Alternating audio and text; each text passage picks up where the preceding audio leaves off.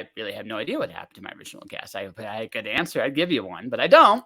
So actually, it's funny. It was my original guest for this had COVID. So just told me a couple days ago. It's like, yeah, okay, fine. It happens, right? So then one guest came. It's like, hey, I'll come fill in. It's like, cool. I got another, and then another guest said, I'll do the evening. Okay, cool.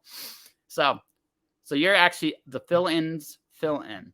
Wait, cool. Yeah, I'm the replacer. That's right. Guy. Right. Nice. You deserve a little bit better than that, though. This is actually the one and only writer, businessman, entrepreneur, Renaissance man, Benoit Chartier. How you doing, buddy? It's been a while. I'm good. I'm really good, actually. Things are well. Yes. I just came. Pardon? Go on. No, I was just about to say I've been doing this freelancing thing now for 2 years, and I think I figured it out. I think. Find out if I'm on something or onto something in about another couple months. Good. Yeah. Keep it going. Yeah, I plan on it. I'm too old to work for people. That's kind of how I see it at this point. I'm just too old. I know the feeling. I actually shifted during the pandemic. I tossed myself heart and soul into my own business with a partner. So now we're doing that full time now. Yeah, which is, hey, congratulations. So I have to do for those people. So say what your company is for the people that are going to be watching this or listening to this later. So the name of our company is Champignon Kinoko Mushrooms, and we grow and sell gourmet mushrooms. Alrighty. So I can make the very lame ass drug reference. I'm not going to do that instead, right? I'm not going to do that. Instead, I'm going to do this. So why mushrooms? If you don't mind my asking, like what was the motivation, or just did you fall into it? Well, I kind of fell into it, but I mean, I've always been a lover of mushrooms ever since I was a kid. I've always loved, in the fall going around in the forest and spotting cool looking mushrooms. And my family and I, whenever we go to Parc du Lac Beauchamp in Gatineau in the fall as well, I love to see the yellow amanita and the coral mushrooms and all sorts of really cool stuff. And about a year and a half ago, my wife came to me and she said, "Hey, Ben, did you know that you could grow mushrooms on coffee grinds?" And I was like, "No, I did not know that." And so I looked into it, and then I discovered, yeah, there's way too much contamination in coffee grinds. Oh no, it's possible. It's not my first choice of soil. It is possible, but it's not. It's possible, but it's highly easily contaminated, and you don't want that for your mycelium. So I found a variety of different ways of growing it, and then I started doing it in my mom's basement, and then somehow. Hey man, I don't judge. Well, I have a shout out to my mom. I love her to bits. So she allowed me to do that in her basement, and eventually I was contacted by a gentleman who owns a farm, and he had the equipment. I've got the know-how, and we've been growing mushrooms since then, and we've been pretty much been doubling production every 3 or 4 months since a year ago. Okay, so first off, what's your mom's last name? I asked this because I want to do a proper shout out. But you can say your mom. I'm just going to say Mrs. or Miss. Mrs. Guillon. Mrs. Guillon. Thank you very much for your son's contributions to society. We gotta say hi, and and hey, you've been referenced on Just Joshing, so here you go. So yeah, so there you go. So first things first. Second thing is, so wow, we could do this a lot of different ways. So just from a background perspective, my dad loves the garden. So when I was a kid, so this is the thing, I moved around a lot as a kid. So whenever my dad was growing stuff, I'd always know we would be moving because that's just how it worked. But he figured out how to grow some amazing stuff. His last place, not the one he's at now, but his last place, he had this garden, right? He figured out how to grow like these giant vegetables, so much so that we had like a raccoon literally go inside his garden, and that's where he lived. It's like the fattest raccoon you've ever seen in your life. Like that raccoon was so happy in that garden, right? right? It was amazing. You see him come out. You see him come out once, and you're like, holy shit, that's a big ass raccoon. So, and then I looked at him. It's like, what did you grow in there? And You fed him well. Yeah, very well fed. No, that was the happiest raccoon I've ever seen in my life. Imagine. Yeah. Like, oh, no garbage for me. No, pretty much.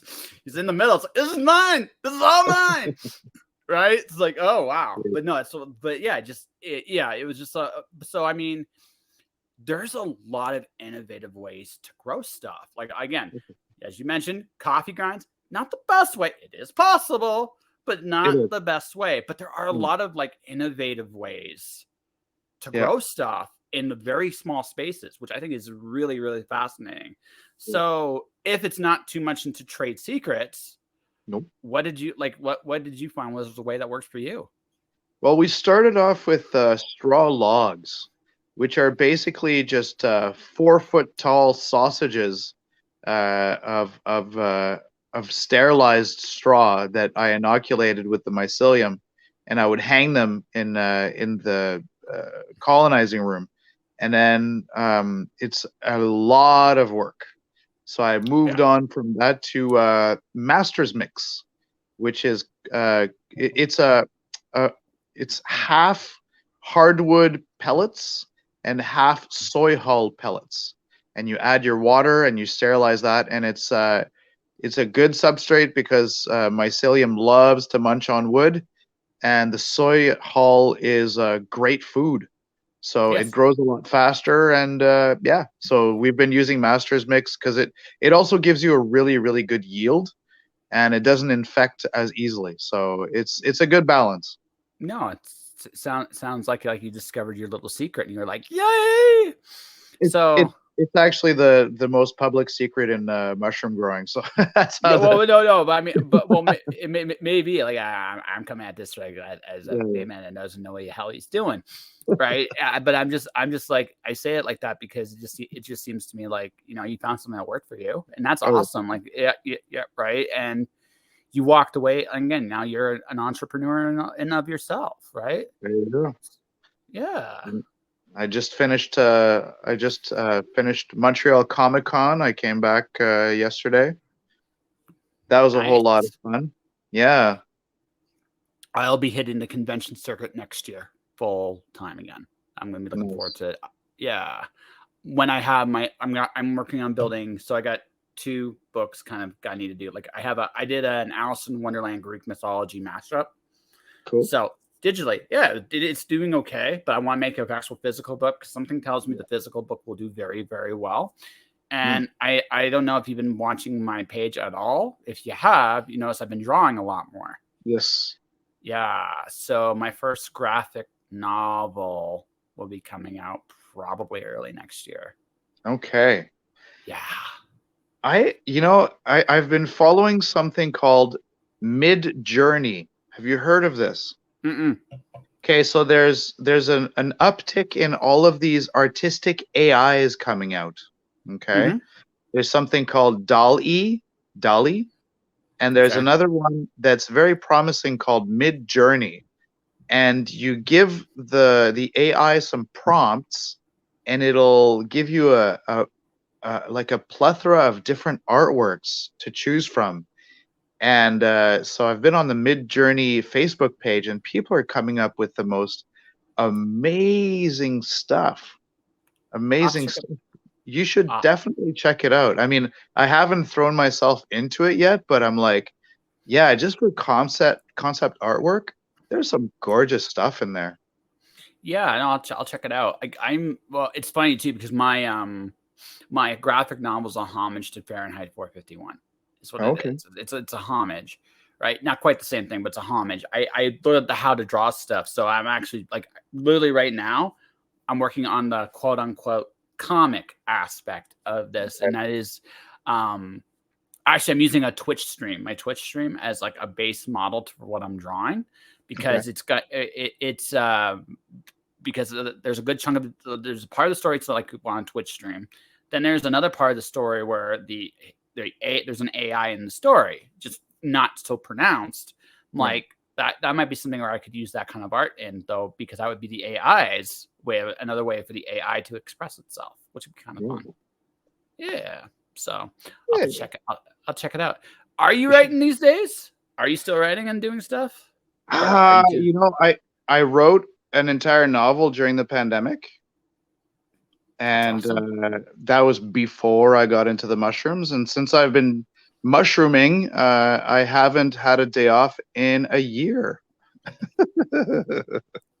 So if I'm not growing mushrooms or making substrate or whatever, I did go to Comic-Cons, a couple of them, but apart from that, I'm just neck deep in mushrooms. But I did finish the third novel in my my science fiction series, and it is going to be formatted soon, and I'll have book 3 to offer. Probably not this year, but I'm hoping at the next Comic-Cons in Toronto and etc. in 2023. So there you go.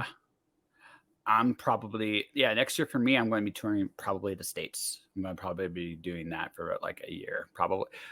Someone jokes with me, it's like, you're going to be the dude with the RV studio. I had that interview earlier today. It's like, yeah, it's probably going to be me. I'm going to be wandering place to place, going to people, hey, what's up? My name's Josh. How you doing, buddy?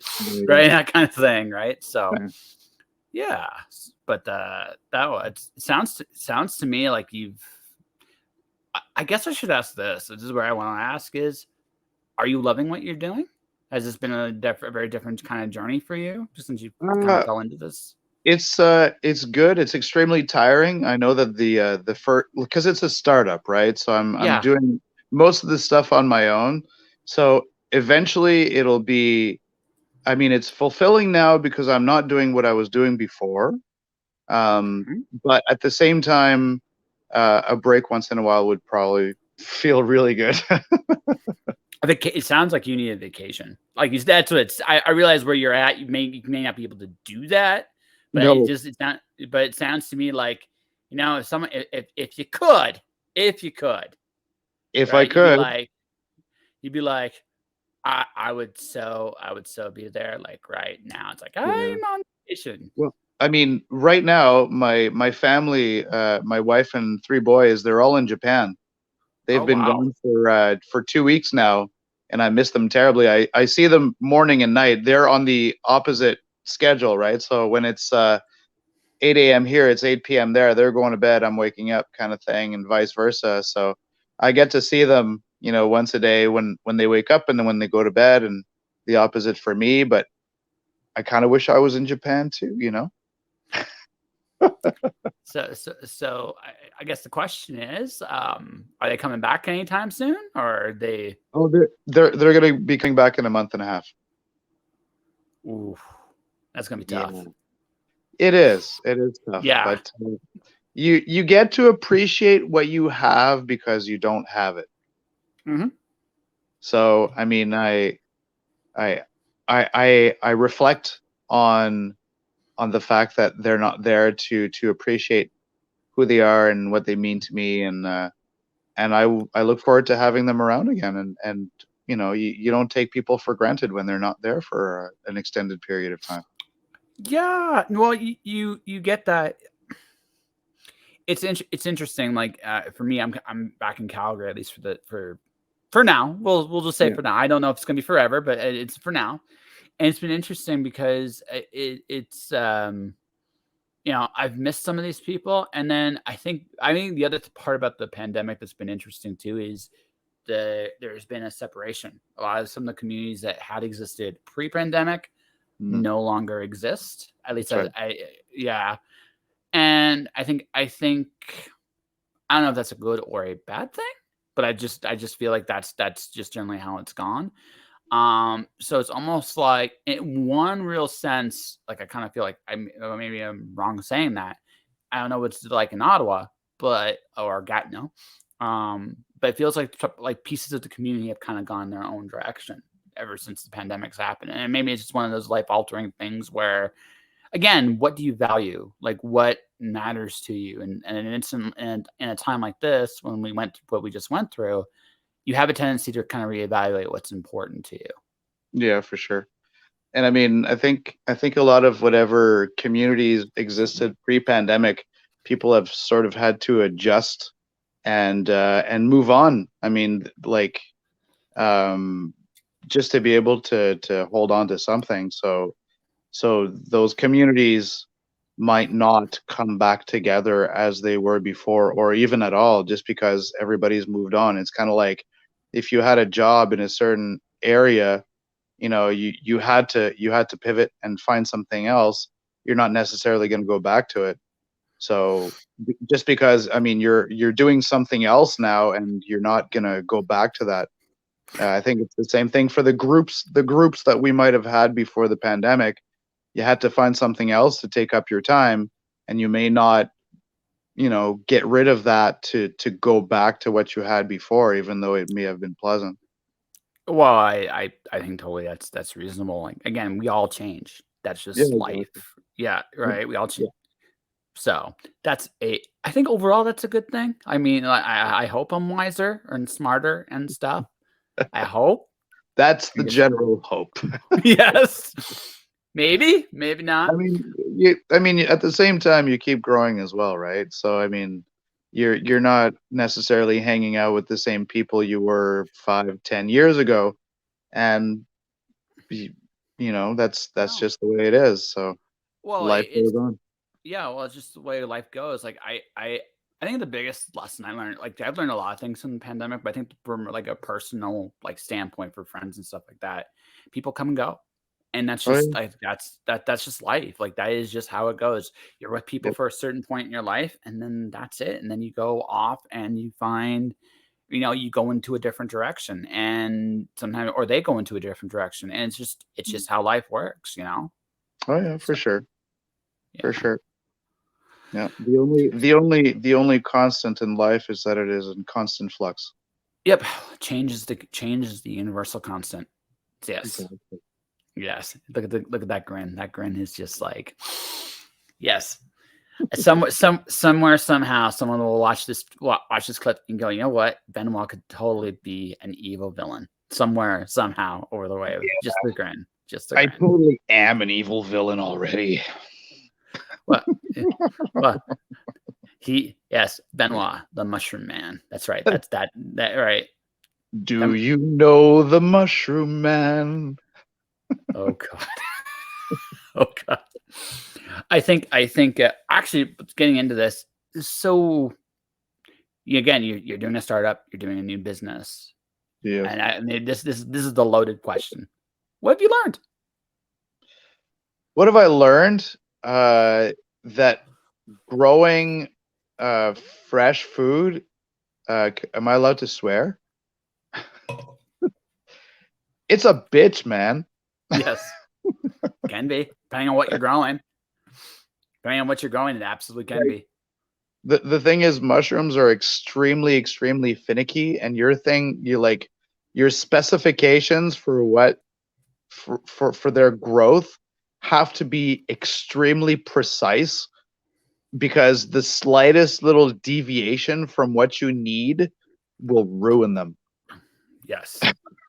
And that's just what I've learned. And like, yeah.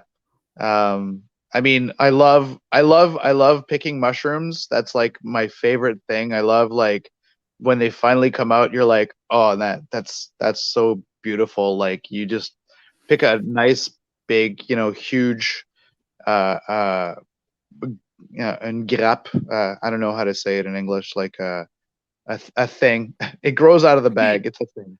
Yeah. you can say it in French. Hell, Yeah. I'll learn Une something. grappe, une grappe de champignon. I forgot And what grab. the word. Yeah, une grappe. So like a whole stem of mushrooms, grows out of the bag. It's about a pound, pound and a half of mushrooms, and you're like, oh, this is gorgeous. And then you pick 120 more, and then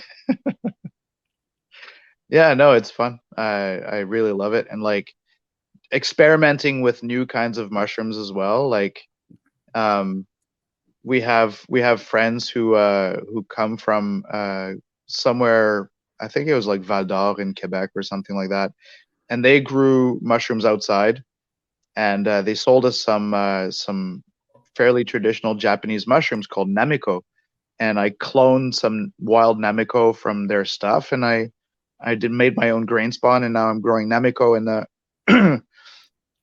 in our production facility, and like it's just fun. Like once you learn how to do it, you can clone almost any saprophytic mushroom that you want to, and grow it yourself. Like if you know the techniques and the temperatures and the humidity they need, then you can do it.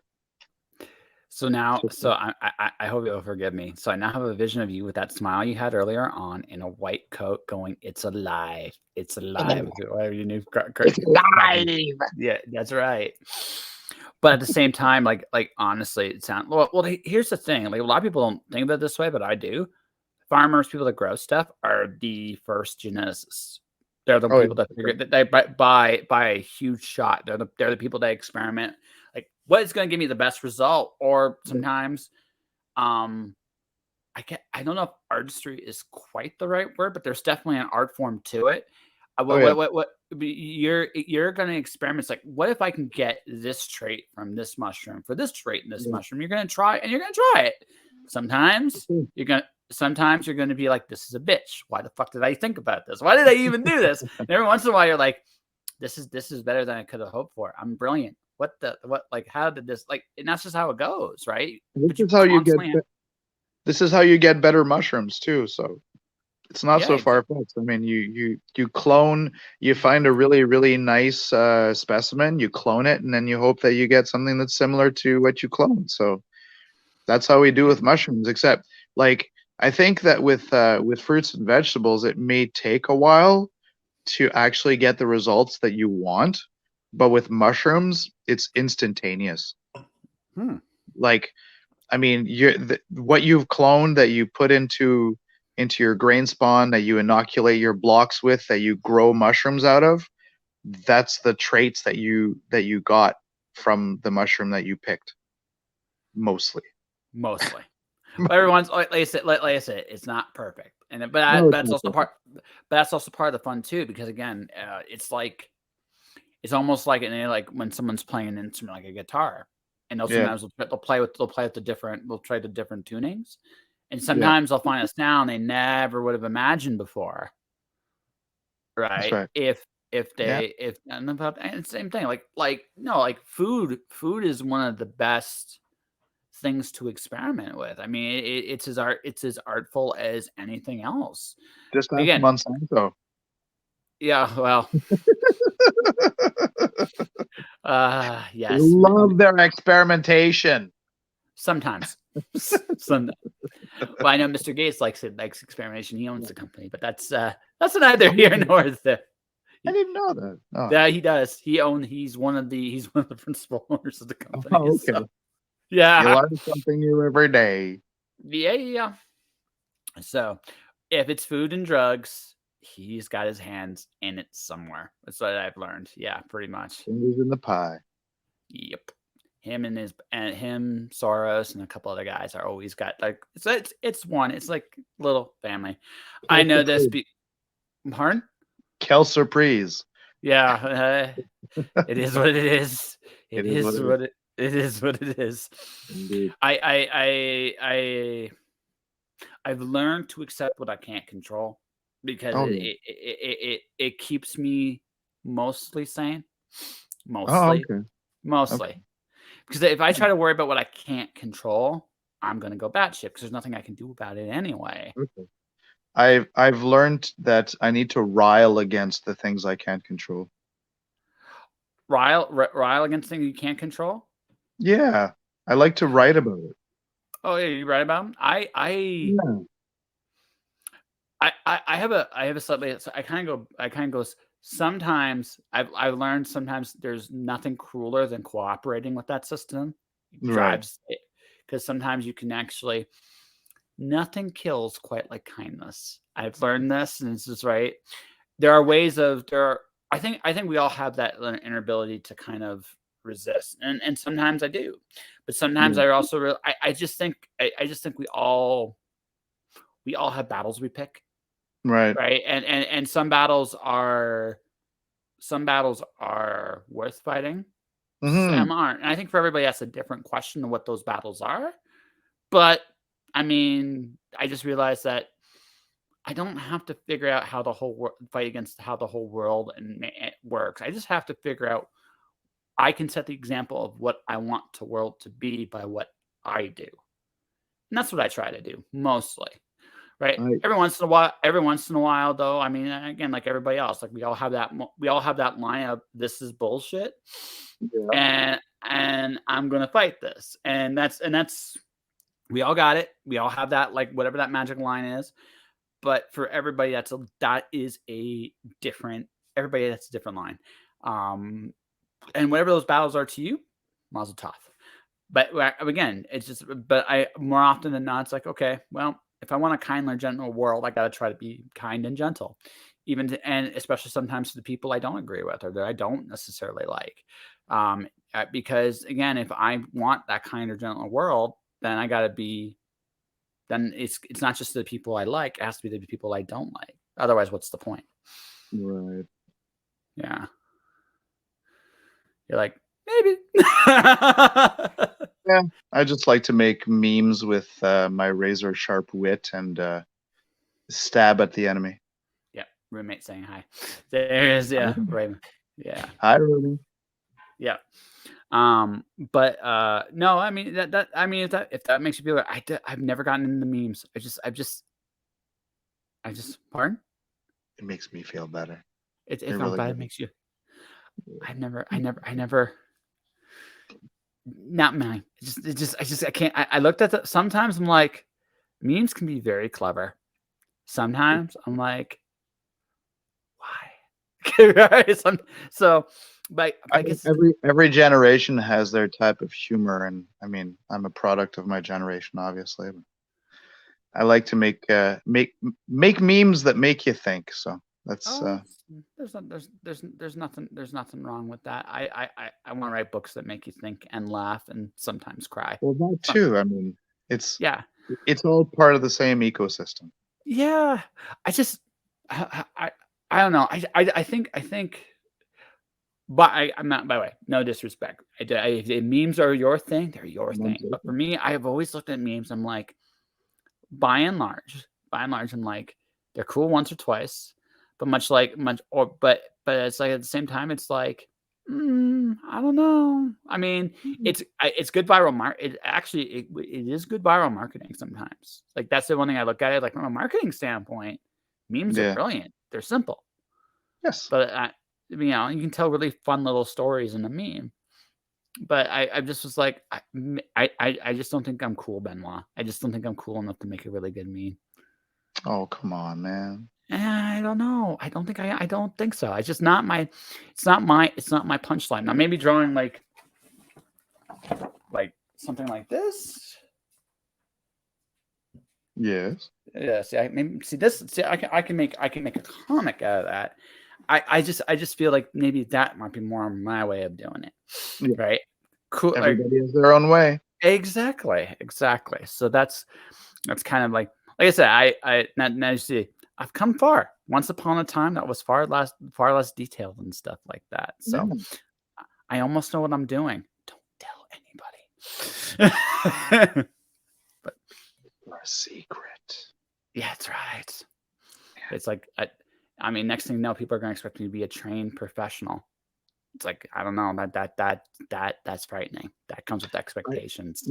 From the writing, I like to be a trained amateur. Trained amateur. Yeah. Yeah.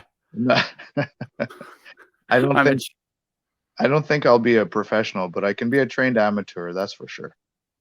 I don't know. You got a bunch of books out. I think you might secretly be a professional too. Shh, that's my secret. Yeah. Okay. I could be a professional. You could. Perhaps. Okay, perhaps. Okay, so he may or may not be a professional. He may or may not be a mad scientist. He may. Yeah, right. He might be a mushroom. He may or may not be a mushroom. He is a meme master or something to that effect. Yeah. So I guess you guys are getting your con back at the fall, aren't you? Ottawa? Yeah. I believe so, but I didn't renew for Ottawa. I kind of wish I had. I would love to do that one now, but I think it's a little bit too late to apply because all of the other cons that I did, I had renewed from 2020 or 2019 or whatever, and they just rolled it back twice. And so I was just biding my time until they reopened. But I don't know why I didn't renew Ottawa Comic-Con. Because well, there's that, and then isn't CanCon coming back too? Yeah, You gonna do yeah. that? Are you doing that one? I'd like to. I'll have to see. Like I said, I think right now I do minimal cons just because I have so much work to do at the farm that like I I have lots to do. Oh yeah, no, I it's do fair. I do about 10-hour days right now. Yeah. So and I do just about everything by hand. I mean, we're going to automate a few things in the near future, so that'll take a giant load off my shoulders and I'll be able to work less hours, which is nice. But for now, I'm there from 8 or 9 a.m. to 7 p.m. So it keeps me busy. This is taking over your life. It has taken Yeah. over my life. But I mean, it's something that it's something that I see a future in. I mean, if you're, and I'm no disrespect to anybody who is a server, which I did for 24 years, I've done my time, but you can never expect to make more or No. to expand or to do whatever. So I've kind of always wanted to have that independence and the option of expanding and doing better and doing more. So Well, no, and that's perfectly human. Like that's why I'm doing what I'm doing too. I was working at Pure Later and I put right. almost 10 years into the company. Mm, I didn't want to. I didn't want to see my 10-year anniversary there. I already made my decisions. Like, you know what? When I got to 5, I said to myself, I'm going to be out before I hit my 10. That was already in my head. It's like, I ain't spending because it gets harder to walk away once yeah. you're there for a certain period. Like you were server for 24 years. I'm going to assume maybe not necessarily the same companies, right? No. Right, not right. But what ends up happening with that is, I mean, it's not the hardest job. It's not the easiest. It's not the hardest job, but but after a while, you've done it, and there's a tendency to get comfortable staying in a spot. And once you get comfortable, you're like, well, I don't want to leave. Yeah. And then you realize that at some point you come to this realization, what the fuck am I doing? Right? Am I really going to do this for the rest of my life? Pretty much. And then this wouldn't be Coke. This wouldn't be Coke. This would be alcohol. Right? Right. That's why, I mean, I just think also with the way things are going, I think like we talked about how people are kind of going their own way. We're all decentralizing into our own operations, whatever they might be. And we might still have jobs here and there for companies, but I mean, I've been a freelancer for 2 years. First year was, I'm going to fuck, oh my God, please don't fuck this up. And then second year is like, no, I'm going to make this work. And it's a big difference in attitude. That attitude difference is huge. Yeah. But I made that decision to take the leap because I realized like I can't stay here forever. It's never going to work out the way I want it to. Yeah. Yeah. Well, there's that whole, you feel like a prisoner and stuck in a rut and all that stuff. So, I mean, believe you me, there is nothing that goes as planned when you're growing fresh fungi. Well, no, well, yeah. I mean, There's, it's the adventure. It's the adventure that never ends, oh, God, right? yeah. Well, no, There's always something. well, no, like honestly, right? It's your own company, so every day you wake up, it's a different challenge every single Mm, day. Even if you're doing some of the same exact things every single day, right? It's yours. Like, I mean, just this is me. Again, I do advertising, so every day I wake up, release a podcast, interview people like we're doing here, right? yeah. And then, but also I write copy. I put copy out. I'm working on something else in terms of books and stuff like that. Like I don't necessarily have 10-hour days most of the time, but I worked probably 4 or 5 hours today. Yeah, And yeah. I'll work 4 or 5 hours tomorrow. And then the day after, it's going to be closer to an 8 to 10-hour day on that day. It's going to be, but it's a different day, and it's a different time, and it's a different place. Now I have another job, like a freelance gig for about 10 days, right, from Thursday to the following week. So it's one of those situations where, and also, I mean, I had this weird period where I did, like, for this company I've been doing freelancing stuff for, I got literally paid to do nothing. It's good work if you can get it, by the way, but it's not, but my contract's running out at the end of next week, and then I gotta find again. It's to find the next gig, the next job. So you're growing stuff. So how like who's doing the customers, like getting the customers to buy your stuff? And, like, are you looking at grocery stores? Are you looking at like just regular people? We both go out. My partner and I both go to restaurants, and we talk to the chefs, and we go to the local grocery stores and get contracts and stuff like that. Like, yeah, that's basically how we've done it. I do a lot of cold calling as well, and meet the chefs and show them the product and give them our prices, and they go, "Oh my God, it's pretty amazing," and then they buy on a weekly basis. So it works for you. So you got yourself. So you've built your customer base basically already, or building your customer base. We're in the process of building our customer base. I mean, eventually, what would be nice is getting a distributor, and then we'll have our customer base. Plus, if we have a distributor like, I don't know, Cisco or whatever, whoever the food distributors are in the area, they could order 100, 200 pounds a week, and then or more. We have the capacity to do about 1,000 pounds a week. And small but steady. That's pretty good. Yeah, it's not so bad, and like we have room for expansion as well. So we could probably expand to 2,000 or 3,000 pounds. It wouldn't be that hard. So eventually that's what we plan on doing. We just need to have that customer base to be able to like expand the operation. And that means also you're going to be hiring people soon then too, if you get to that point. Gonna have to. I can't do all of that on my own for sure. So yeah, eventually we'll be hiring people, and that means that I will have some time off. The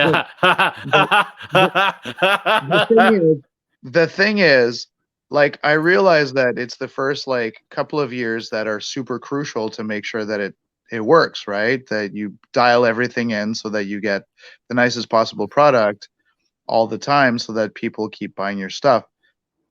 So I don't expect to like get any sort of time off for the next little while. Eventually, yes, that'll be nice, but for now, I'm content doing this. But at the same time, I make my own schedule. Yep.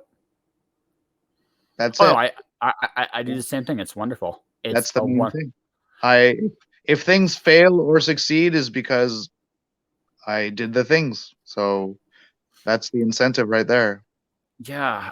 Well, one of the hardest things as a freelancer, and this was the hard thing for me, was figuring out my niche. What am I going to do? Yeah. Right. And so in my case, I did a little bit of everything I wanted to do creatively. I've written for magazines. I've written for like websites. I've done I did audiobook. I tried that. I'm not against the idea of doing an audiobook, but I don't charge those cheaply because I don't like them that much. Right. And eventually I realized what took me the longest to figure out was, oh shit, I already have a niche, my podcast. There you go. And I think that's the hardest thing. In your case, though, it seems like you skipped that step. You just basically you found something that you like to do. It's challenging. It challenges you in a way you haven't been challenged before, and it sounds like it's taken over your life. And I'm going to be very curious in a couple years when you do have free time, whatever that actually looks like. You might actually be one of the things I suffer from sometimes is when I do have free time, what the fuck do I do? I'm so cut out. I Well, will not. I will not have that problem. Believe me. I want to get back to writing. I mean, my series is far from finished. I did book 3, but I have 20 in the works. So 20. See, yeah, see, think of it. Well, I guess think of this as kind of like your education, because what this will teach you, here is going to help you. One of the things, and we're going to back to the fact that you might secretly be a professional. We may or may not confirm this here. maybe. Right, is simply the fact that, because of what you're doing in your business things, you'll be able to look at your creativity in a little bit more of a business mind. Not in terms of doing the creativity necessarily, but in terms of how you present it to the audience. Yeah, for sure. Right. Yeah. So you might like you're doing cold calling. They're doing cold calling. So I'm assuming you're doing some form of ad copy as well. Yeah, that's the thing with the lack of time and energy. When I come home, I do nothing and I sit around and I read I read books. That's okay. No, you I need to just unwind a I little bit, relax. man. I relax and then I go to bed and then I do it all over again. But I mean, obviously, when I will have more time, I also want to spend some time with my boys while they're still young and they want to Yeah, hang out with their dad before that's they're right. too old and they're like, forget you, we're gonna go hang out with our friends. So how old are they right now? 9, 5, and 2.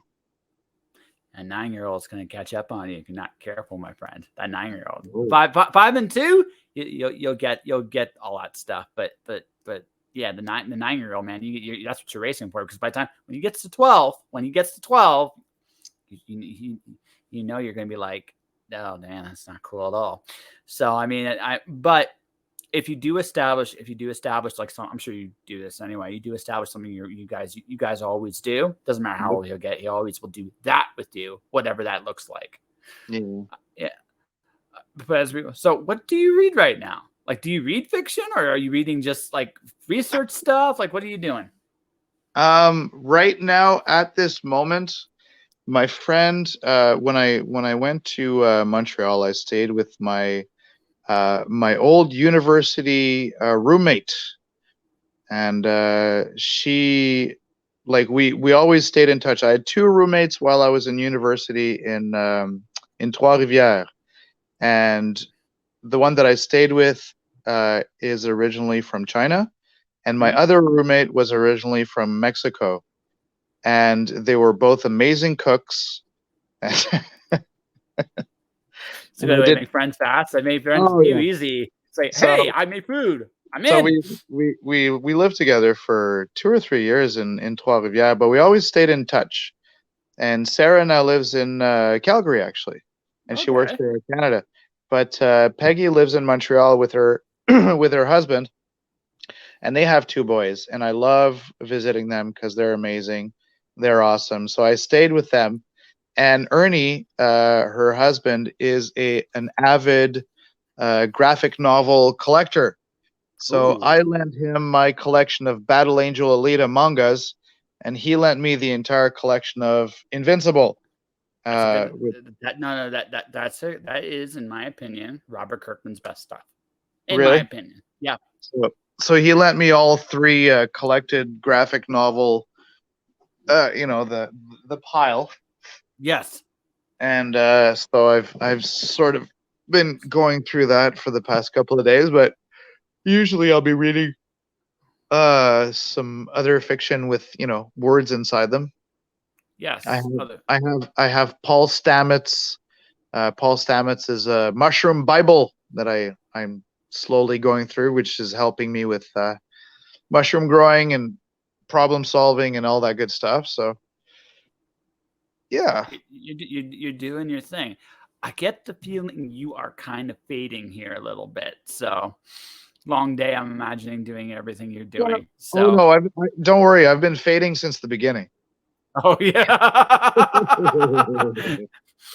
Well, I'm actually faded. That's you faded. So animated. I'm Benoit. here, but I'm not here. It's all well. No, I appreciate it. Like I still said, there? I'm still there. You still there? Okay. Some Okay. little, well, as here as I get, like like I mean, we've interviewed before. You know this. I'm my own little bit of crazy myself, so I totally get it. So no, no, like I said, I tend to let go an hour, but if you are, like I said, I just get the feel. I get the feeling with you that you've done a lot. You've been doing a lot. You want to get back to your fiction. You're definitely reading fiction when you get the chance. Yes. So, I guess you have to love this, even though I mean, obviously not just your own business, but just the whole process of this. Yeah. Right. So you said you loved mushrooms when you were a kid, but I guess I'm asking it like this because we all have these things, like these interests that become passions. Right. So is this, do you always see yourself doing that? Maybe not specifically the specific things you're doing, but do you see yourself always involved in this company? Is this kind of like where do you see this going? Where do you want it to go? I see it as a springboard towards other things. I have a lot of ideas for various companies that are green oriented, and I have some very interesting ideas for things that I want to start that are not necessarily available in North America that I want to bring to fruition. And it's only with a large infusion of cash that I'll be able to do it. So I have a feeling that in the next 2 or 3 years, when the mushroom business starts taking off, that I'll have, you know, some expendable cash that I'll be able to start doing these other projects. So I'm not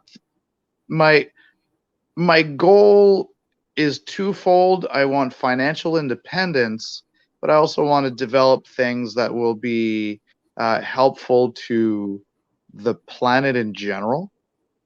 So, I mean, developing green technology, that sort of stuff, things that should be available for things. I can't really go into detail, but I have my ideas of what I want to do, and once I have the money to do it, I'm gonna set it up and then start these various companies that will produce things that will be more sustainable.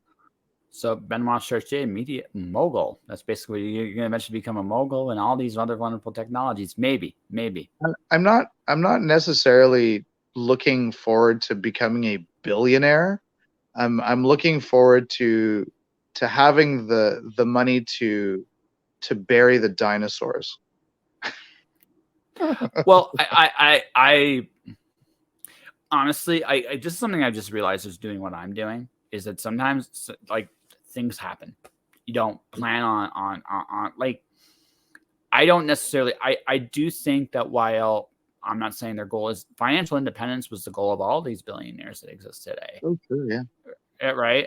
I'm not sure, but I don't know if you had told Jeff Bezos 20 years ago or 30 years ago when Amazon was like in his mom's basement, Right. that you'd be this giant mogul that's taken over everything. Right. I don't think he planned that initially. I don't think that necessarily was his vision. It's just something he stumbled into. Oh Right. yeah. No. He built an amazing pipeline for money, and he has taken full advantage of it, and I'm proud of him for it.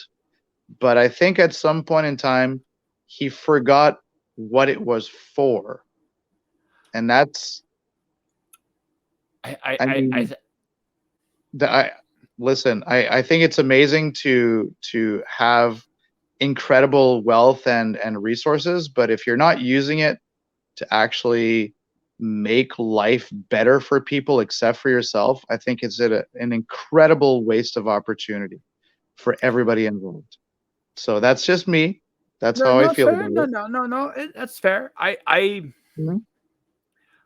I read there's a comic book graphic novel I reviewed for First Comics called The Billionaires Club, Sure. right? And it was one of those situations where they talked about the nature of the billionaire culture, like what would it look like in 2050, Sure. right? And one of the things that the flip side of the flip side of that perspective is, um, you know, a billionaire isn't necessarily obligated to do anything. And it was an interesting take. I'm not saying I disagree with you. I think if you have the resources to help people, Mm-hmm. right, you should be doing something. But I also, again, it's just something I've understood just working for bigger companies, right? There's a degree of, how do I put this? There's a bell curve of function. We'll put it to you like that, right? But you've been a server. When you Yeah. served for the companies you served for, I'm sure sometimes you looked at them and you're like, I can see this giant ass problem in front of me about how you're Mm-hmm. doing things. Yes. I'm not necessarily that smart, and I can see this.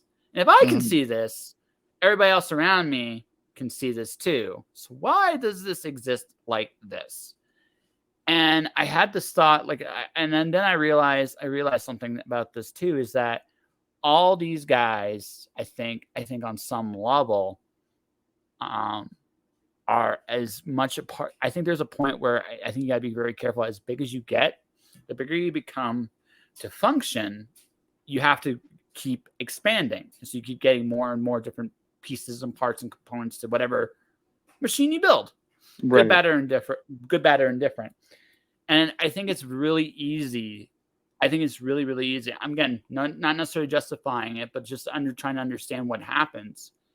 As I think it's really, really easy for these guys with these giant machines that generate whatever they generate, wealth they generate, to get lost in the machine you build. Sure. Right. So it's something I kind of realized, so there's I don't know, maybe this is a limit on myself, but it's more like, how big do you want to be? You know what I mean? I think you can let the machine become as big as you want, but then the revenues that you generate for yourself personally, you're responsible for that. You know, Sure. you decide exactly where that revenue goes. Do you hoard it? Do you build yourself a spaceship so you can go flying around for a few minutes in space? Do you pay your employees better? Do you, you know? Yep. And again, and human nature, both sides. Power reveals. I don't necessarily say power necessarily corrupts, but power does reveal. No, for Power sure. reveals, right? So you're gonna have, and we all have this, I think, to some degree, is we all have parts of ourselves that are great and do great things, but we also have parts of ourselves that are not so great. And we all, and I think whatever we build is a reflection of us, the good and the bad. And the problem is, and I think this is what happens with all of us, is when you get to a certain size, people will let you get away with anything. Oh, sure. And human nature is of such that, well, if everyone's gonna let me do it, why not do it? And and again, that's a slippery slope. That's a very slippery slope. I think, Abraham Lincoln said it best. How do you test a man's character? Give him power. Give him power, yeah, for sure. Yeah. Now, there's also a basic philosophy at play. The most basic philosophy that you can have. It's either about me or it's about us. Okay. So flip side. Who is us? Right? Who is us? Everyone. Is it the whole world? Everyone? Yes. Yeah. It's the whole world. No, I'm just making sure I got that clear, because I got something that's about us. Because I in the last few years, there's an us, and then sometimes I see there's a them. And no. That's why I clarified.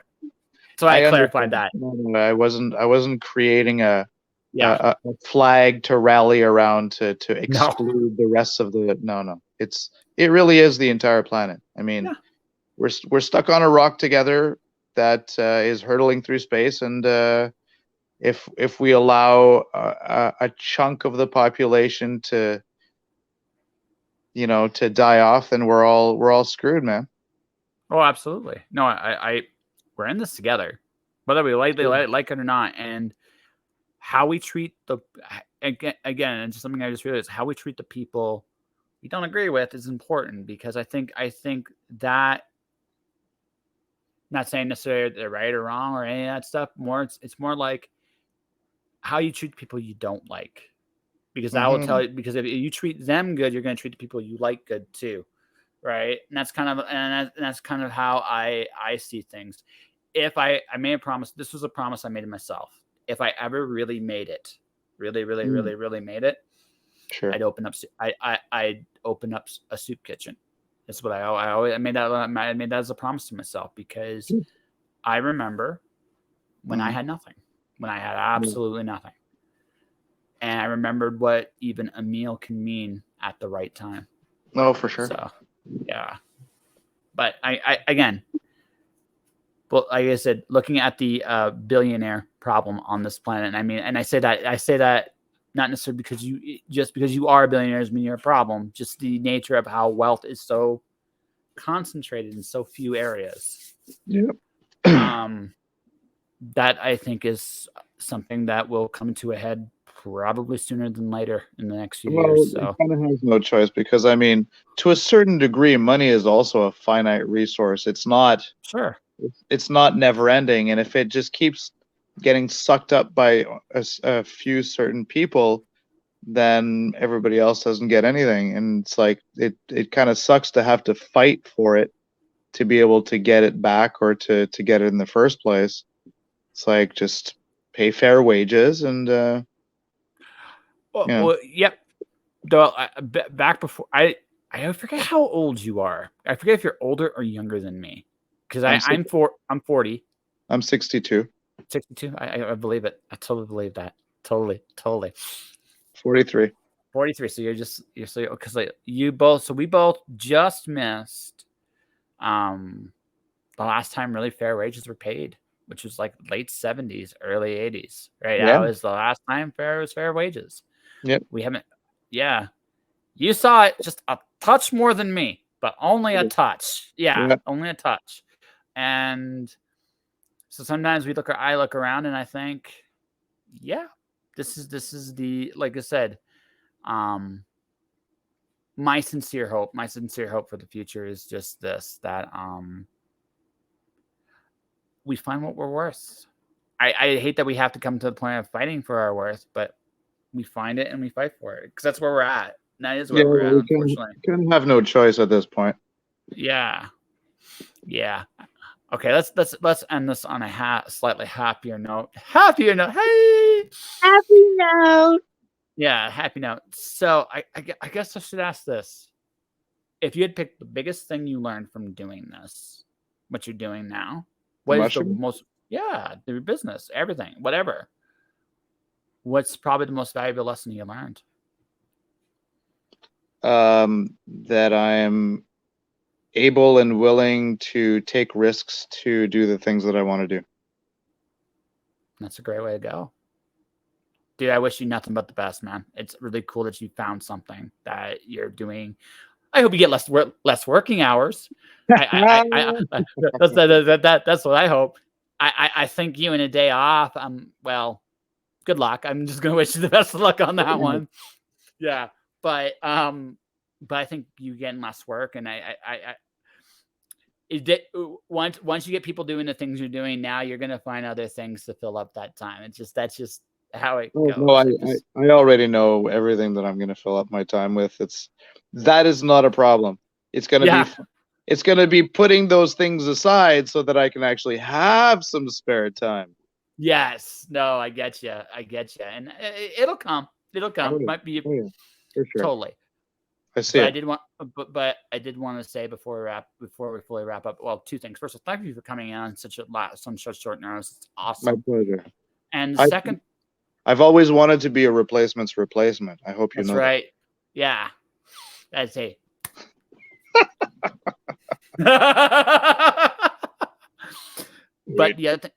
But no, I'm genuinely glad you're doing well. I'm happy for you. Again, it may not have been what you expected, but it doesn't really matter. The fact is, you took a risk. You have your own company. Yep. you're living. I mean, you're living out a dream. You found your independence, and for that, I'll take this for what it's worth. I'm proud of you, buddy. Thanks, man. Proud of you too. Yeah. So, what do you want to plug? This is the end. This is the end of the year. You want to plug something. So, I mean, we hit the hour, and yeah. So, what would you like to plug? Okay. I want to plug book 2 of my sci-fi cyberpunk series. It's called Blue Node. It is out now. It's been out for a while, but I haven't been able to sell it because of the pandemic. So go on Amazon and buy Blue Node if you haven't. If you've read Red Nexus, if you haven't read Red Nexus, then go and pick up Red Nexus from Amazon first. And the 3rd book in the series will be out in the next few months. It is called Green Matrix. But read the other 2 books first, and it'll be a blast. So what I'm going to do, folks, I'm going to show you, link you to the first book, because that way people can, like I said, I'm almost a trained professional. Don't tell anybody. I am a trained professional amateur. That's right. Do. This, folks, this is the ebook link to his book. Ladies and gentlemen, check out Red Nexus right there. Yeah. Okay. Yeah. And do you have anything else you'd like where people can find you, that kind of thing? Do you want that, or you just want the book? You can find me in Gatineau. Come and see me. Okay. I will. Next time I'm in town, buddy, I will definitely hook you up. Come and visit, dude. Hey, last time I was there, I just unfortunately you weren't, which sucks. It's like, because you were the one person I won CanCon because you couldn't make it that weekend. I remember that. Yes. Yeah, I was there, and it was like, actually, yeah, you were the one person I was like, where is Benoit? And I found out it's like you couldn't be there. It's like I was sad. Yeah. I was actually really, really, really sad. Yeah. But for everybody watching, everybody listening, this is Benoit Chartier. He is an author extraordinaire. He is a really good dude. He's got a really cool company. I'm glad he's found his independence. For those people watching, those people listening, this is my advertising service. I make videos, audio, and micro ads for your projects and yourselves. You can click on the link below if you want to actually get that stuff. It's right there. And that will do it for today. Now, tomorrow, folks, I got a really special guest. She's 18 years old, and she's now illustrating books for some really cool publishers now. And a buddy of mine actually kind of helped discover her. So I'm actually getting to interview her tomorrow in the early afternoon. So it's going to be a fun little show. But for everybody watching, everybody listening, thank you for watching. Thank you for listening. Stay inspired. Keep shining in the dark. And I'll see you guys tomorrow.